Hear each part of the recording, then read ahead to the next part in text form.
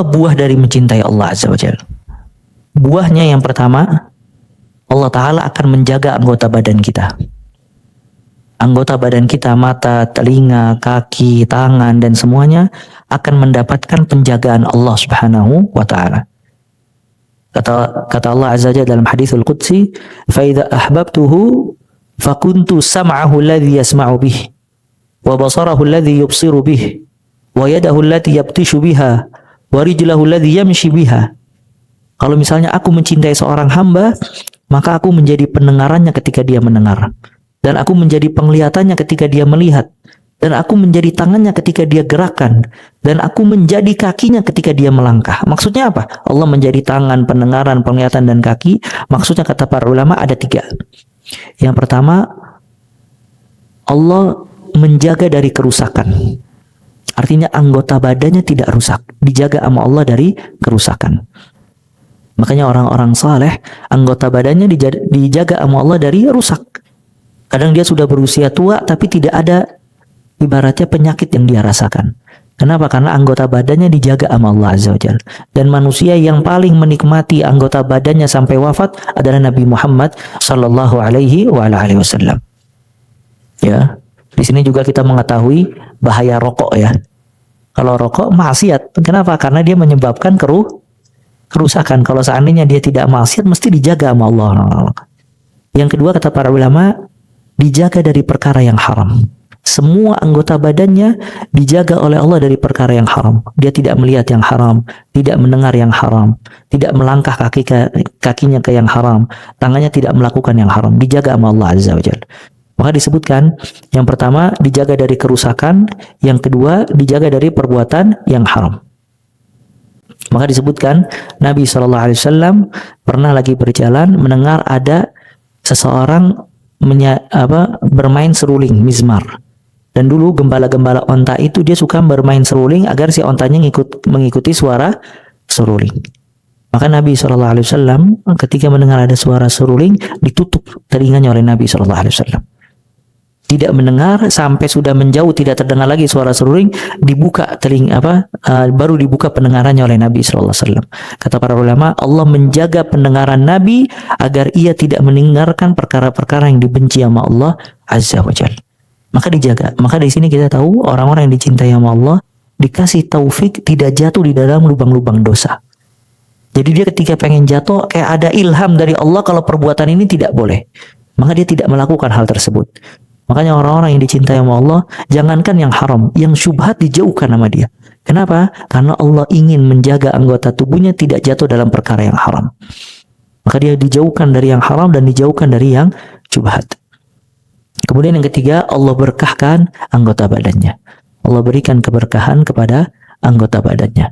Maka tangannya, lisannya, kakinya banyak dikasih keberkahan untuk bisa beramal kebaikan. Dan perkara yang terakhir ya ikhwah, kadangkala orang yang dicintai oleh Allah Azza wa Jalla banyak diberikan ujian sama Allah Subhanahu wa Ta'ala.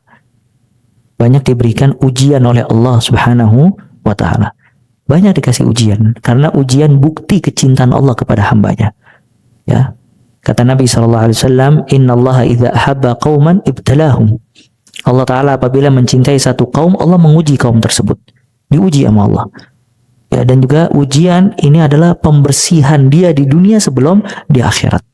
Maka kadangkala dia sampai ke akhirat, dia bersih dari dosa-dosanya karena sudah dibersihkan dengan ujian-ujian. Oleh karena itu dulu para nabi, dia senang dengan ujian sebagaimana senangnya kita dengan nikmat. Dan sebagaimana disebutkan di dalam hadis, innal anbiya la yafrahuna bil masaib kama tafrahuna bin ni'am atau kama qala sallallahu alaihi wasallam. Dulu para nabi dia sangat senang dengan musibah sebagaimana kalian senang dengan nikmat. Makanya Nabi SAW waktu sakit dipegang badannya sama sahabat panas banget. Ya, sampai ya Rasulullah wa innaka latu'ak. Wah Rasulullah, engkau sangat panas, menggigil. Kata Nabi SAW, iya, aku menggigilnya 2 orang dari kalian. Jadi maksudnya Nabi dikasih penyakit seperti 2 orang dari kita. Allah jadikan kalau dia terkena penyakit, sakitnya seperti 2 orang dari kita. Ini menunjukkan kalau Allah sangat mencintai Nabi SAW. Maka dikasih musibahnya 2 kali lipat dibandingkan kita. Ya, makanya musibah kadangkala itu bukti cinta Allah kepada seorang hamba. Makanya jangan kita ambil musibah Allah dengan hal-hal yang dibenci sama Allah Azza wa Jalla. Meratap, teriak-teriak, tidak menerima takdir Allah Azza wa Jalla dan seterusnya. Ya, karena bukti dari Allah mencintai seorang hamba, kadangkala Allah memberikan musibah. Makanya Nabi SAW dikasih musibah sangat besar. Apalagi ketika beliau sudah berdakwah, diceraikan kedua anaknya, dibunuh sahabat-sahabatnya.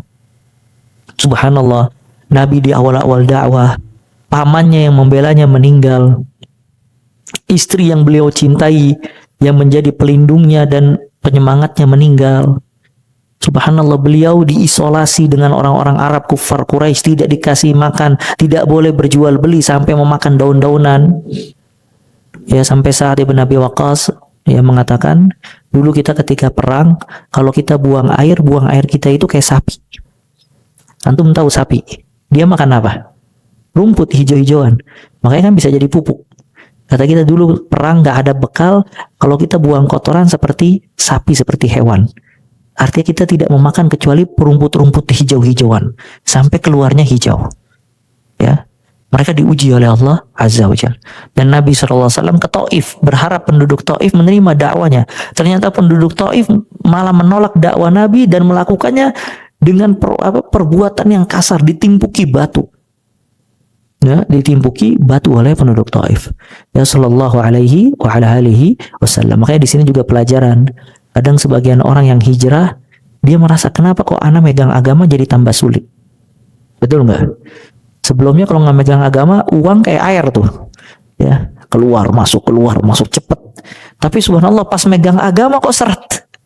Ya, kalau mungkin orang kalau berpikir logis, anak kalau megang agama mesti tambah berkah dong, tambah banyak. Tapi kok kenapa anak megang agama tambah sulit? Nah, itu mungkin ujian bukti cinta Allah kepada hamba. Karena dia dulunya berbuat dosa, maka Allah ingin mencuci dosa-dosanya dengan musibah-musibah tadi. Ya, maka dia harus bersabar atas musibah Allah Azza wa Jalla dan memohon keridhaan kepada Allah Subhanahu wa Ta'ala. Dan subhanallah, ini semua pembahasan kita terkumpul di dalam doa tadi. Apa doanya? Allahumma inni as'aluka hubbak wa hubba man yuhibbuk wa hubba amalin yaqarribuni ila hubbik. Maka antum baca doa tersebut, terus minta sama Allah kecintaan kepada Allah Azza wa Jalla, sambil terus menuntut ilmu dan sambil memperbanyak amal dan memperkuat amal. Semoga kita semua dijadikan oleh Allah Azza wa Jalla orang-orang yang dicintai oleh Allah Azza wa Jalla. Kemudian kita dikasih umur panjang di atas ketaatan kepada Allah Azza wa Jalla. Allah berkahkan dimanapun kita berada. Dan Allah berikan kenikmatan pada pemandangan kita, pendengaran kita, kaki tangan kita. Dan kita diwafatkan oleh Allah ala ahsanil hal, dalam keadaan yang sangat baik, bahkan di puncak kebaikan. Allah wafatkan kita di puncak iman yang sedang baik, di puncak ibadah yang sedang baik, di puncak hati yang sedang baik, di puncak lisan sedang baik, dan semuanya dalam keadaan baik. Dan kita memohon kepada Allah derajat yang tinggi di sisinya, ya dikumpulkan bersama Nabi Muhammad SAW, bersama orang tua kita dan juga keluarga kita. Amin amin ya rabbal alamin.